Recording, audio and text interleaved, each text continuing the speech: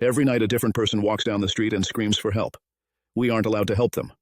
Part 3. We pass the bottle around, and then around again. I listened to them bicker and laugh. It was clear they'd all been friends for a while, and I felt a little bit like I was intruding, even though they were in my apartment. Will asked me if I had gone to college, and I told him I did, but I dropped out. They all nodded sympathetically, which made me feel stupid. By midnight, I was a little bit buzzed, and my guard was beginning to fall. I had to admit, it felt good to have friends. I'd already mentally resigned myself to a life of solitude, at least for a while, but it seemed that might not actually have to be my fate. I laughed at Mateo and Gianna's drunken argument, passing a cigarette back and forth with May, blowing the smoke out of my open window. I had almost completely forgotten why they were all over when it happened. All at once, a blaring alarm came from each of our phones, like an Amber Alert. I could hear the sound echo throughout the neighborhood, like an entire chorus of hundreds of phones going off, not just ours. I nearly leapt out of my skin.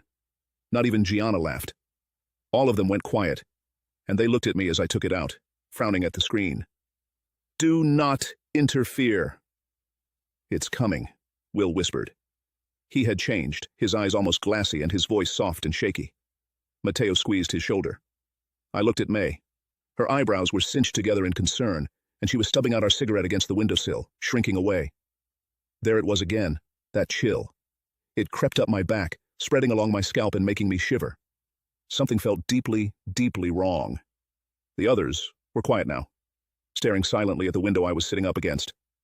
The air felt somehow warmer, like it was buzzing with something, or maybe I was just sweating. We sat there, unmoving, for what felt like half an hour. Right as I was getting tempted to ask what was going on, I heard it. It was far away and faint, but I still heard it. A cry. It continued as it got gradually closer, louder, more desperate. "Help! Please, my God, someone help me!" Slowly, I leaned out the window. I had to see it with my eyes. Had to confirm there was actually someone out there like they had said there would be. My new apartment was on the 4th floor, so it was hard to see who was down on the street without squinting. In the flickering streetlights, I could make out the outline of an elderly man. He was hunched over, wandering aimlessly from door to door, wearing only what looked like a hospital gown to cover his pale, broken body. Behind him trailed a path of dripping blood, although I couldn't see where it was coming from. "Please, I'm hurt." I looked back at the others, my mouth hanging open. "What is this?" I demanded loudly. "What the hell is this?"